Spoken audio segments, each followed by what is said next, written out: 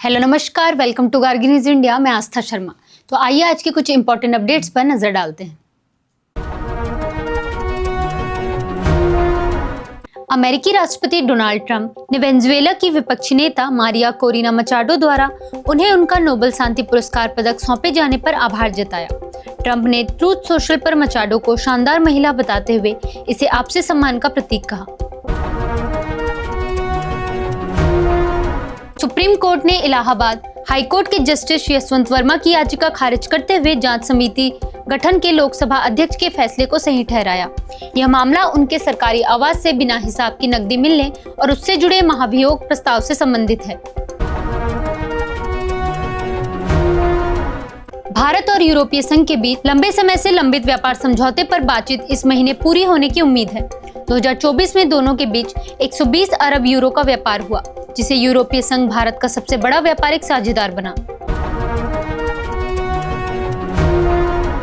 Iran में जारी विरोध प्रदर्शन के बीच भारत सरकार अपने नागरिकों को वहां से सुरक्षित निकालने की योजना बना रही है।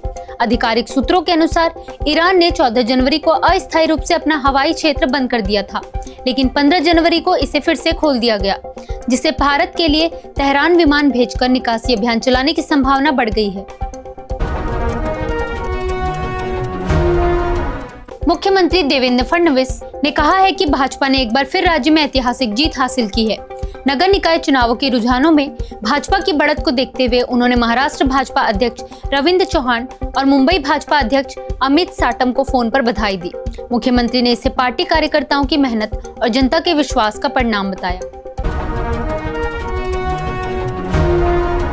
सुप्रीम कोर्ट ने पश्चिम बंगाल विधानसभा से मुकुल रॉय की अयोग्यता पर रोक लगा दी है।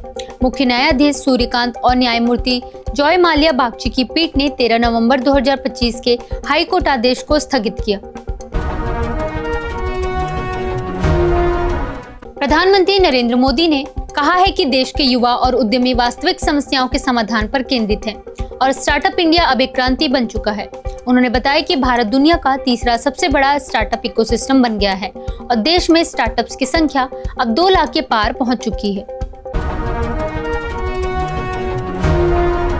पश्चिम बंगाल की मुख्यमंत्री ममता बनर्जी ने आरोप लगाया है कि भाजपा शासित राज्यों में बंगाली भाषा बोलने वाले प्रवासी मजदूरों को प्रताड़ित किया जा रहा है। मुर्शिदाबाद के बेलडांगा में हुए प्रदर्शन का जिक्र करते हुए उन्होंने कहा कि पश्चिम बंगाल के बाहर मजदूरों पर हुए हमलों को लेकर अल्पसंख्यक समुदाय का गुस्सा जायज है। पीडीपी प्रमुख महबूबा मुफ्ती ने कहा है कि ईरान की जनता को अमेरिका और इजराइल की साजिशों के खिलाफ एकजुट होकर खड़ा होना चाहिए।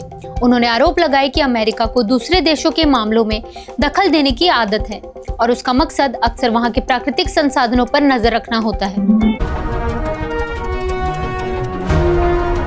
भाजपा नेता मुख्तार अब्बास नकवी ने मुख्यमंत्री ममता बनर्जी पर अपराधियों और अराजक तत्वों को संरक्षण देने का आरोप लगाया है।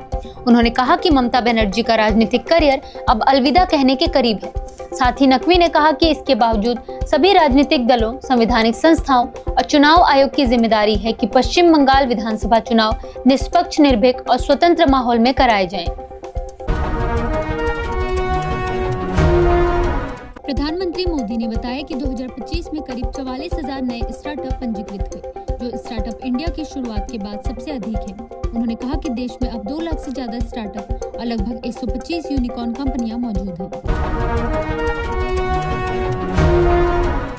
महाराष्ट्र नगर निकाय चुनाव में नागपुर में बीजेपी 84 सीटों पर आगे, कांग्रेस 41 सीटों पर और एआईएमआईएम 4 सीटों पर बढ़त बनाए हुए है। एआईएमआईएम ने नागपुर में 6 सीटों पर चुनाव लड़ा, जहां प्रचार के दौरान पार्टी प्रमुख और सांसद असदुद्दीन ओवैसी ने रैली को संबोधित किया।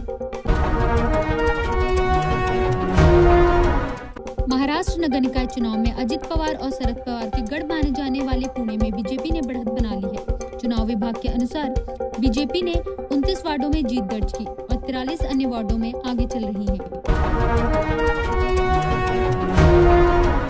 रूस ने कहा है कि ग्रीनलैंड डेनमार्क का क्षेत्र है और इस मुद्दे पर पश्चिमी देशों के रवैये को लेकर उसने कड़ी आलोचना की है।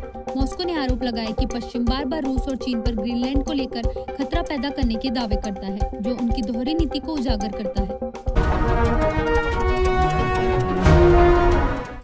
प्रधानमंत्री नरेंद्र मोदी 17 और 18 जनवरी को पश्चिम बंगाल और असम का दौरा करेंगे, जहां वह देश की पहली वंदे भारत स्लीपर ट्रेन को हरी झंडी दिखाएंगे। यह SIR अभ्यास के बीच प्रधानमंत्री का बंगाल का दूसरा दौरा होगा और 8 जनवरी को IPAC कार्यालयों पर ED की छापेमारी के बाद पैदा हुए राजनीतिक विवाद के बाद उनका पहला दौरा होगा। राज्यसभा की विशेषाधिकार समिति TMC की ममता ठाकुर और पूर्व सांसद मौसाम नूर के खिलाफ सदन की अवमानना से जुड़ी शिकायत की जांच करेगी। बीजेपी नेता लक्ष्मीकांत वाजपेयी ने आरोप लगाया कि दोनों नेताओं ने असंसदीय बयान दिए और सदन की कार्रवाई में बाधा डाली।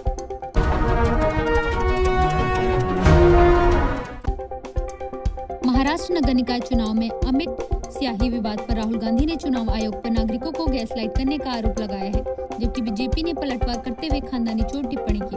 वहीं राज्य चुनाव आयोग ने कहा कि अगर कोई स्याही का निशान हटाकर दोबारा वोट देने की कोशिश भी करे तो अन्य सुरक्षा उपायों के कारण यह संभव नहीं है। जयपुर लिटरेचर फेस्टिवल के 19वें संस्करण में 15 जनवरी को बोलते हुए गोपाल कृष्ण गांधी ने कहा कि भारत में गुस्सा, बदले की भावना और प्रतिशोध हावी हो गया है, जबकि क्षमा की भावना लगभग गायब होती जा रही है। उन्होंने समाज में संवाद, सहिष्णुता और आपसी सम्मान को मजबूत करने की जरूरत पर भी जोर दिया।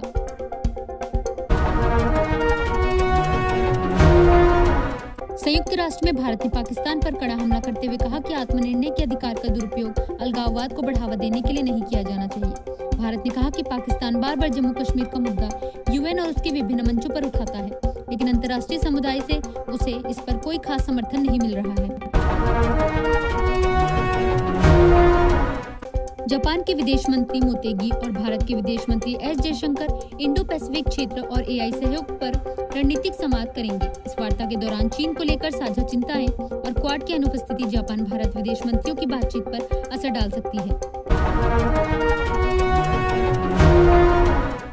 प्रधानमंत्री नरेंद्र मोदी ने कहा कि भारत में लोकतंत्र प्रभावी रूप से काम कर रहा है, क्योंकि शासन के केंद्र में जनता है। उन्होंने यह बात कॉमनवेल्थ देशों के पीठासीन अधिकारियों और वक्ताओं के सम्मेलन में कही, जिसमें 42 देशों के करीब 61 वक्ता और पीठासीन अधिकारी हिस्सा ले रहे हैं और भारत चौथी बार इसकी मेजबानी कर रहा है।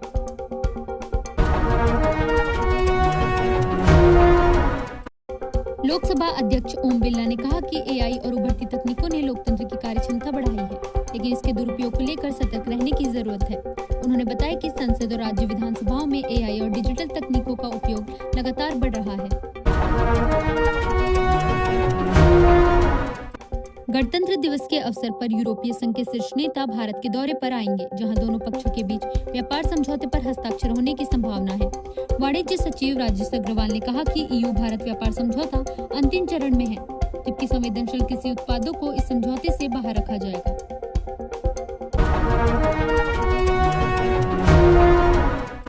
चीन ने अमेरिका ताइवान व्यापार समझौते का कड़ा विरोध करते हुए कहा है कि वह इस पर दृढ़ता से आपत्ति जताता है। चीन का दावा है कि ताइवान उसके क्षेत्र का हिस्सा है और उसने उसे अपने नियंत्रण में लाने के लिए बल प्रयोग की संभावना से भी इनकार नहीं किया है।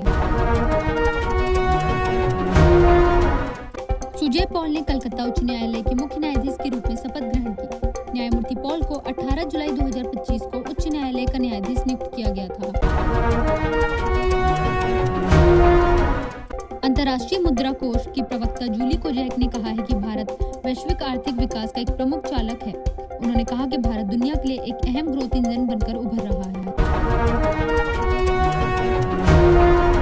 ऐसे ही इंपॉर्टेंट अपडेट्स के लिए बने रहिए गार्गी न्यूज इंडिया के साथ। मैं आस्था शर्मा, धन्यवाद।